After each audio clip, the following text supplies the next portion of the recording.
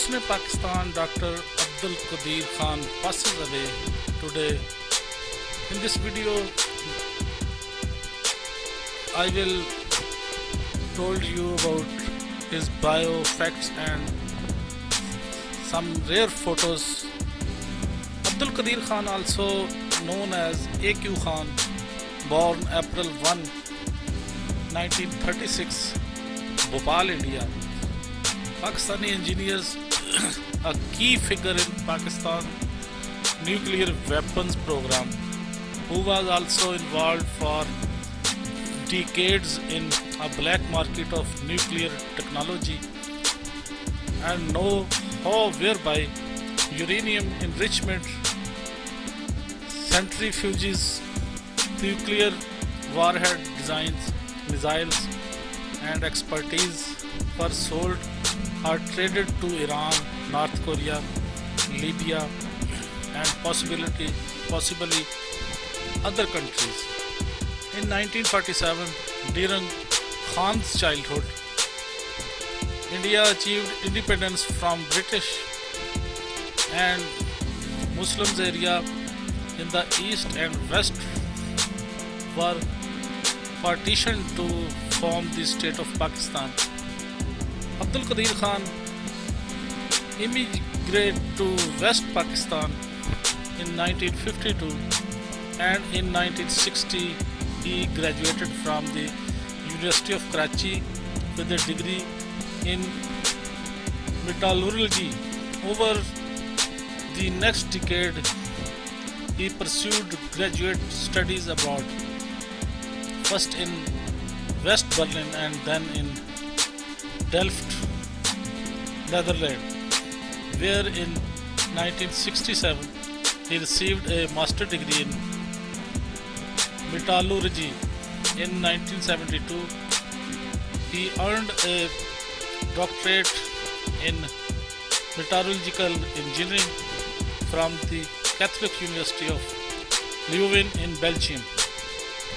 Meanwhile, in 1964, he married Hendriana Rittering, a British national who had been born to Dutch expatriate parents in South Africa and raised in what was then Northern Rhodesia, now Zambia, before moving to the Netherlands.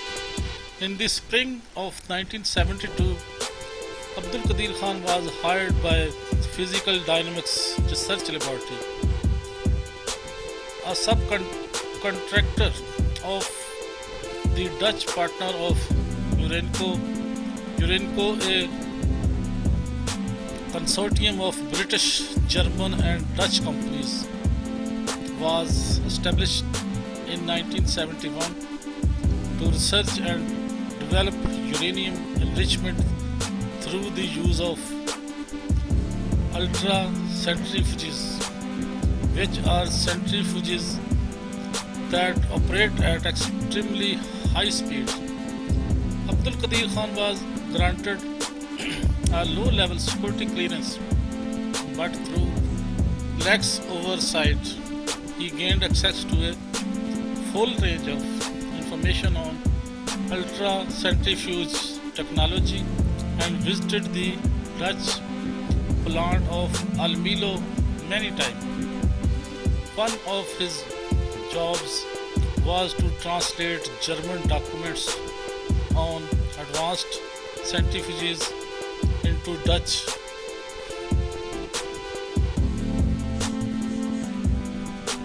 Khan was heavily influenced by events back home, notably Pakistan's humiliating defeat in a brief war with India in 1971, the subsequent loss of East Pakistan through the creation of a new independent country, Bangladesh, and India's test of a nuclear explosive device in May 1974. On September 17, 1974, Khan wrote to Pakistan Prime Minister Zulfikar Ali Bhutto offering his assistant in preparing an atomic bomb. In the latter, he offered the opinion that the uranium route to the bomb using centrifuges for enrichment was better than the plutonium path already underway in Pakistan, which relied on nuclear reactors and reprocessing.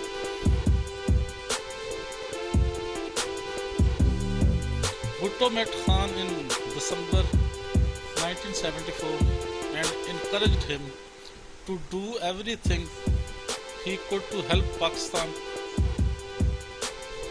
attain the bomb. Over the next year, Khan stole drawings of centrifuges and assembled a list of mainly European suppliers where parts could be procured. On December 15, 1975, he left the Netherlands for Pakistan, accompanied by his wife and two daughters, and carrying his blueprint copies and supplies list. Khan initially worked with Pakistan Atomic Energy Commission, but differences arose with its head, Munir Ahmed Khan. In mid-1976, at Bhutto's direction, Khan founded the Engineering Research Laboratory, or ERL, for the purpose of developing a uranium enrichment capability. In May 1981, the laboratory was renamed the Khan Research Laboratory, or KRL. Khan's base of operation was in Kahuta, 50 km southeast of Islamabad. There Khan developed prototype centrifuges based on German designs and used his suppliers list to import essential components from Switzerland, Dutch, British and German companies among others. In early 1980, Pakistan acquired from China the blueprints of a nuclear weapon that used a uranium implosion design that the Chinese had successfully tested in 1966. It is generally believed that the Chinese tested a derivative design for the Pakistanis on May 26, 1990. Khan, having satisfied Pakistan's need for its own uranium weapon, began in the mid-1980s to create front companies in Dubai, Malaysia and elsewhere, and through these entities he covertly sold or traded centrifuges, components, designs and expertise in an extensive black market network. The customers including Iran, which went on to build a uranium enrichment complex based on the Pakistani model. Khan visited North Korea at least 13 times and is suspected of having transferred enrichment technology to the country. His laboratory also developed Pakistan's Gauri ballistic missile with help from the North Korean. Libya, supplied by Khan, embarked upon a nuclear weapon program until it was interrupted by the United States in 2003. On January 31st, 2004, Khan was arrested for transferring nuclear technology to other countries.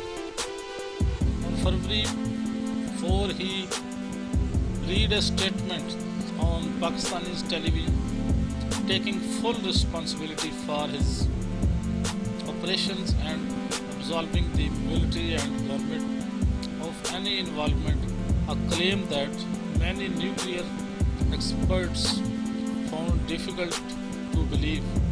The next day he was pardoned by Pakistani President Pervez Musharraf, but he was held under house arrest until 2009. Khan's critics, partially in the West, expressed dismay at such lenient treatment of a man who one observer called the greatest nuclear proliferator of all time. For many Pakistanis, however, Khan remains a symbol of pride, a hero